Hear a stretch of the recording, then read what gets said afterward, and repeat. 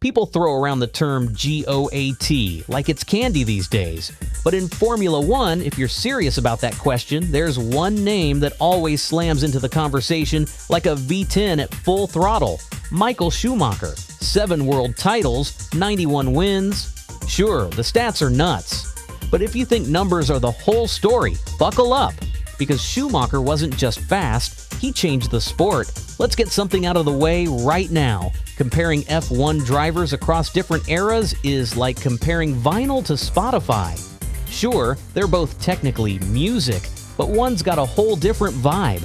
The sport has evolved so much that it's almost unrecognizable from decade to decade. The cars changed, the tracks changed, the tech exploded, and so did the level of fitness, engineering, and raw aggression. So when people argue about the greatest F1 driver of all time, it's never just about lap times or trophies. It's about context. Who were they racing against? What kind of car were they driving? Did they just win, or did they make other drivers better by forcing them to raise their game? And in that mess of chaos, innovation, and competition, Schumacher stands out like a spaceship in a parking lot. He didn't just win, he won across different decades with different teams against absolute monsters of the sport. The man entered F1 in 1991, racing against icons like Ayrton Senna, Nigel Mansell, and Alain Prost. That's not just some mid-tier competition.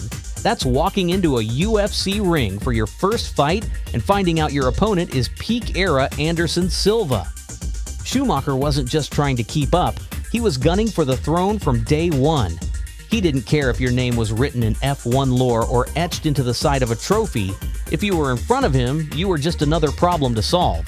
And that mindset, that's what made him terrifying. He wasn't trying to be part of the sport's history, he wanted to redefine it while it was still happening. He wasn't just good in his prime, he prolonged his prime.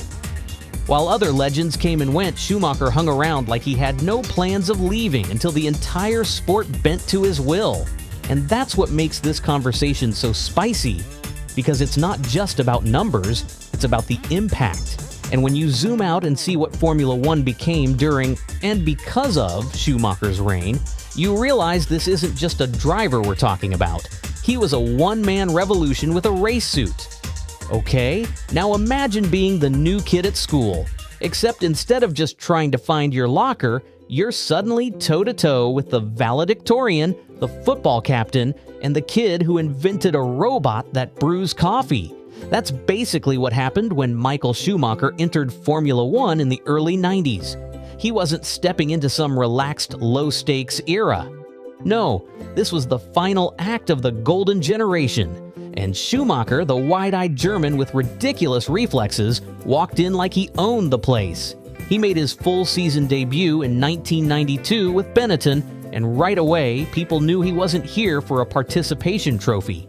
He was racing against certified legends: Ayrton Senna, Nigel Mansell, Alain Prost, guys who weren't just famous in motorsport circles, but global icons. You'd think a rookie would play it safe, maybe stay in the slipstream and learn the ropes. But Schumacher? Nah, he went full throttle into the lion's den. His duel with Senna in particular became the stuff of legend and drama. Their rivalry was sharp, fierce, and very, very real. It wasn't just about lap times, it was personal. And in 1992 at Hockenheim, things got so heated, Senna reportedly grabbed Schumacher by the neck after an altercation. Yep, neck. No cold press conference shade here, just two gladiators not interested in being polite. But even with all that tension, the results spoke for themselves. Schumacher ended that season third in the championship standings, just behind the two Williams juggernauts, Mansell and Patrese, and that was in a car that wasn't even in the same league. While the Williams boys had rockets disguised as race cars, Schumacher was basically fighting tanks with a slingshot and still landing hits. He wasn't just scrappy, he was calculated. He learned fast, attacked hard, and adapted like a machine that downloaded your weaknesses mid-race. And just like that, people stopped calling him the new kid and started whispering that he might be something special. That season wasn't just a breakout, it was a warning shot. It said, "You thought this was your sport?" think again. What followed was a changing of the guard. As the icons of yesteryear began to fade out, Schumacher stepped in and didn't just fill the vacuum, he expanded it.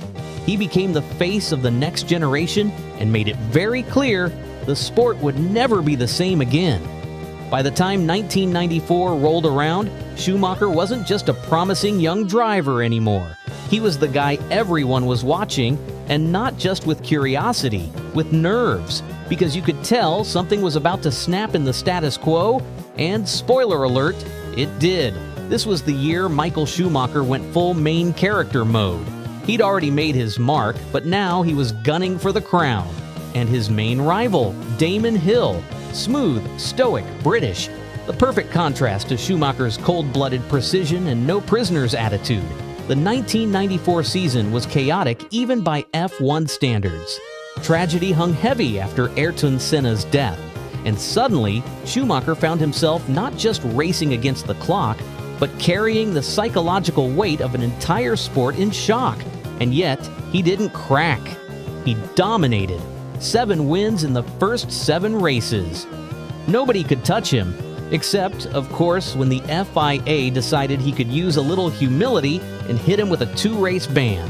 That's when Damon Hill smelled opportunity, the championship tightened, and it all came down to the final race in Adelaide. Now, what happened next has been debated in pubs, paddocks, and internet forums ever since. Schumacher clipped the wall mid-race, damaging his Benetton. But when Hill tried to pass, Schumacher turned in, and the two collided. Michael was out. Damon was out. Championship decided. Schumacher, by a single point, was now world champion. Cue the outrage. Cue the celebration. Cue the origin story of a rivalry that would define the mid-90s. Now, whatever you think about that crash, and trust me, people think things, what matters is what happened next. Schumacher didn't just sit on that title in 1995, he came back even stronger like a T-800 in a race suit. He dominated the season, crushed the competition, and made sure no one could say his first title was a fluke. That second title? Bulletproof. No controversies, no question marks, just clean, surgical destruction of everyone in his path. And then he did something wild. He walked away from the team that brought him 2 world titles and joined Ferrari. Ferrari, who at that point hadn't won a driver's championship since 1979 and were basically known for being beautifully red and tragically unreliable. Everyone thought he was crazy. Turns out they weren't thinking big enough, because Schumacher wasn't just trying to win races anymore. He was about to rebuild a dynasty. When Michael Schumacher signed with Ferrari in 1996, most people reacted the same way they would if Messi suddenly decided to play for a Sunday League team. Like, why? Ferrari hadn't won a driver's championship in almost 2 decades. The team was chaotic, the car unreliable, and the only thing consistent about their seasons was disappointment. But Schumacher didn't see a mess. He saw a project, a challenge, and probably the biggest "let me show you what I can really do" moment in modern sports. The early years were rough. Let's not sugarcoat it. That first Ferrari in 1996, it was basically a diva in red lipstick. It looked fabulous, but had the temperament of a shopping cart with a bad wheel. Still, Schumacher took that thing and somehow won 3 races, including a masterclass in Spain under the rain, where he made everyone else look like they were driving on ice with ski poles. That wasn't just a win, it was a statement. Then came 1997. The battle with Jacques Villeneuve was intense, down to the wire. 1 race to go, and Schumacher, let's just say his inner chaos goblin came out. In a desperate move, he collided with Villeneuve in the finale. It backfired spectacularly. He was disqualified from the championship entirely. It was ugly, no doubt, but it also showed just how far he was willing to go. The hunger was real, and occasionally reckless. By 1998, Mika Häkkinen entered the scene like a Finnish ice cube with nitro in his veins. McLaren was back on top, and Schumacher suddenly had a worthy rival again. The two traded blows for years in what became one of the cleanest and most respected rivalries in F1 history. Häkkinen took the crown in 98 and 99. But by 2000, the tide finally turned. Ferrari had evolved, the car had matured, the team was humming like a Swiss watch, and Schumacher was now the general of a racing empire. In 2000, he ended Ferrari's 21-year title drought and opened the floodgates. Between 2000 and 2004, he won 5 straight world championships. Let that sink in. 5 straight. And it wasn't like he was skating by. In 2003, he beat Kimi Räikkönen, who was just entering his Iceman prime, by 2 points. That season was tight, stressful, and brilliant. But Schumacher still found a way to come out on top. Because that's what he did. He just refused to lose. These weren't just wins, they were demolition jobs. Some races he led start to finish without anyone even sniffing his gearbox. His car, his team, his era, Ferrari didn't just win, they dominated so hard rulebooks were rewritten just to make things interesting again. This wasn't luck. This was the result of 5 years of obsessive preparation, leadership, and making sure every person at Ferrari was rowing in the same direction. Schumacher turned a sleeping giant into a ruthless war machine. And even as new challengers emerged, Montoya, Barrichello, Räikkönen, Michael didn't blink. He beat them all. Clean, efficient, deadly. By the mid-2000s, Formula One was changing. The cars were evolving, the grid was shifting, and a new name was rising fast. Fernando Alonso. Young, aggressive, and driving a Renault that could finally challenge Ferrari, Alonso was everything the sport needed. A fresh face with championship fire. And waiting at the top of the mountain, of course, was Michael Schumacher. Older, wiser, but still razor sharp. What happened next wasn't just racing, it was generational warfare on wheels. 2005 was the year Alonso truly broke through. Renault had finally given him a machine that could stand up to the Ferrari beast, and Alonso used it like a knight swinging Excalibur. Meanwhile, Ferrari was slipping.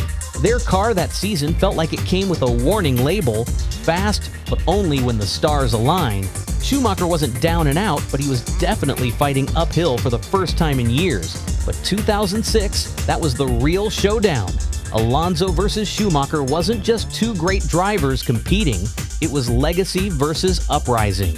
Every race felt like a turning point. Every overtake, every pit stop, every lap, it all mattered. Think about Imola 2005, San Marino Grand Prix. Alonso leading, Schumacher closing like a missile. 15 laps of pure pressure. Schumacher throwing everything at him, but Alonso refused to flinch. The two danced wheel to wheel, no mistakes, no gifts. Alonso won, but barely. And it was one of the cleanest, most intense displays of defense and attack ever seen in F1. Japan 2006, another classic. Schumacher leading, Alonso chasing. Then, disaster. Schumacher's Ferrari engine blew up with just a handful of laps to go. You could hear the heartbreak across the globe. The image of him stepping out of that smoking car felt like the end of an era, because in many ways, it was. Alonso went on to win the championship, twice in fact, 2005 and 2006. But even he admitted later, racing Schumacher was the pinnacle. Not because it was easy, but because it wasn't. Every lap against Michael was like taking an exam you hadn't studied for. He forced you to dig deeper, drive cleaner, think faster. He didn't just race you, he made you question if you really had what it took to beat him. And that was Schumacher's secret weapon all along. He made his rivals better by pushing them to the limit, but still beat them anyway. Alonso got 2 titles, sure, but everyone knew those wins didn't come from a weak field. They came from slaying the dragon, and even after all that, Schumacher still wasn't finished. He took a step back in 2006, but retirement didn't stick. Like a true racer, he couldn't resist the call of the track. But before we get to the comeback, we've got to talk about how Schumacher stayed that fast for so long. Because it wasn't just talent, it was science. It was an obsession. It was something most drivers simply don't have. You ever watch someone do something so effortlessly that you just assume they're some kind of mutant? That was Michael Schumacher in a Formula One car, but his magic wasn't sorcery. It was terrifyingly methodical. While others were figuring out how not to crash in a corner, Schumacher was already halfway through the next lap, mentally rewriting the laws of physics. Let's start with the way he drove. Most drivers approach corners like a negotiation. You give a little on entry to get a clean exit, or vice versa. Schumacher? He barged into corners like he owned the track, with a V-shaped style that was as aggressive as it was elegant. He'd dive in deep, force the car to pivot hard at the apex, and straighten out the exit faster than anyone else. It wasn't just smooth, it was surgical. The more technical the corner, the more he made everyone else look like they were driving a bus in a supermarket parking lot. And the wild part? He did this every single lap. Not just for one or two flashy qualifying runs, entire races. Most drivers could hit that level for a lap or two before the tires screamed, "Enough!" Schumacher? He lived there. That was his default setting. It's like his brain was hardwired into the car's suspension. A huge part of that consistency came from his almost freakish connection to the tires. He could feel when the grip was peaking, when the rubber was about to fade, and how much he could push before stepping into oversteer purgatory. The car became an extension of his body. And it wasn't just natural ability. He studied tire behavior like he was cramming for a PhD. He didn't wait for engineers to give him feedback. He gave them feedback. Rain? No problem. Cold track? Watch him adjust mid-lap like the surface was just a suggestion. That 1996 Spanish Grand Prix win under a biblical downpour? He didn't just beat the field, he obliterated them. He finished over 45 seconds ahead of second place. That wasn't a race. It was a one-man exhibition on how to drive when conditions are hell. And don't forget Hungary in '98. Ferrari handed him a head-scratcher of a strategy. 3 pit stops when everyone else was doing 2. What did Schumacher do? He rewrote the strategy by sheer pace alone, put down laps so blisteringly fast it turned an impossible plan into a textbook victory. The team asked for 20 qualifying laps in a row. He gave them 25. He turned Plan B into Plan Beat Everybody, and that's the thing. His greatness wasn't just raw talent, it was his relentless execution. Every corner, every lap, every race, he squeezed out every millisecond like it owed him rent. And it's why even now, years after his last race, we're still trying to unpack how he did it. But as mind-blowing as the technique was, it was the numbers that truly cemented his legend. Schumacher's stats weren't just impressive, they were unreal. 7 titles, 91 wins, 155 podiums, and in 2002, he landed on the podium in all 17 races. He clinched the championship with 6 races left, something that stayed unmatched until Verstappen tied it decades later. From 1992 to 2006, he won at least 1 race every single season, 15 years straight. 10 fastest laps in a single season? Done. 8 wins at Magny-Cours? That track practically had his name on it. These numbers weren't just records, they were evidence of total relentless dominance. But here's the twist. It wasn't just about being fast. It was about what he did when the helmet came off. Because Schumacher didn't just change the way people raced, he changed the way drivers trained, worked, and thought about the sport. If you think Schumacher's edge was just raw talent, you're missing the full story. The man didn't just drive fast, he redefined what a Formula One driver was. Before him, drivers had skills, but not all had stamina. Some looked more pub than podium. Then Schumacher showed up, ripped, ruthless, and ready to outwork everyone. Suddenly, fitness mattered. VO2 max was in, gut was out. He didn't train like a racer, he trained like a Navy SEAL. Mountain biking in the Alps, tracking biometric data, monitoring heart zones, he turned preparation into science. While others were tweaking race lines, he was rewiring the entire mindset of competition. Being sharper, fitter, more mentally dialed in, that was his edge before the lights even went out. And he didn't stop at himself. He turned Ferrari into a championship machine. Before Schumacher, Ferrari had history, but lacked cohesion. He brought structure, recruited legends like Ross Brawn and Rory Byrne, and transformed chaos into dominance. Every department leveled up.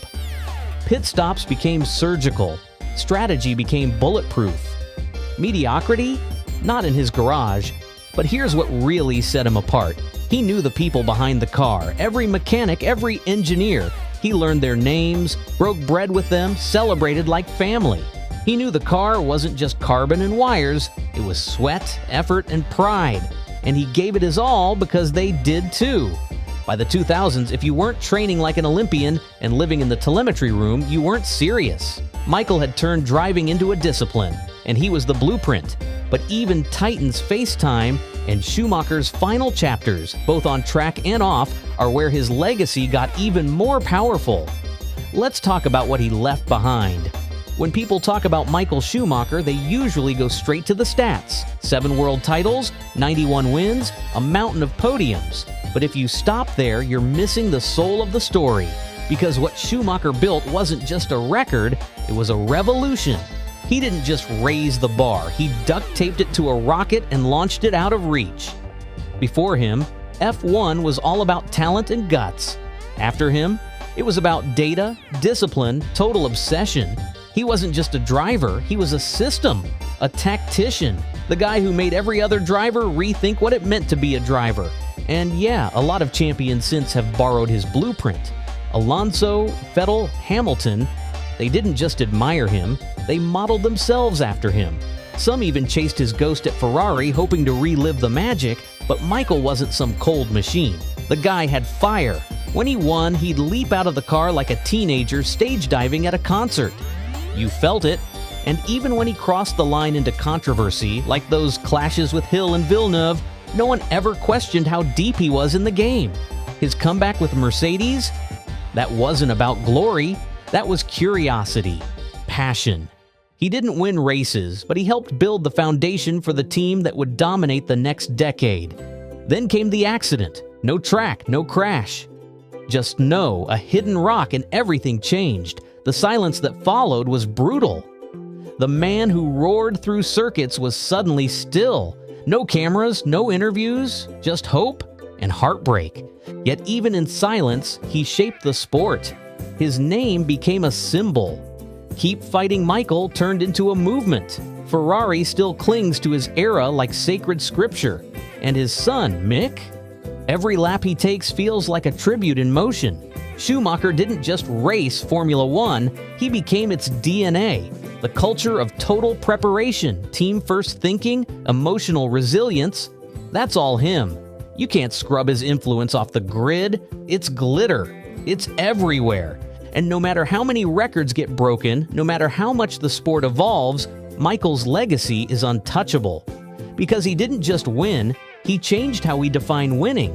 If this story hit you in the feels, smash that like button, drop your favorite Schumacher moment in the comments, and hit subscribe. Because legends like Michael, they never really leave us. And this channel, we're just getting started.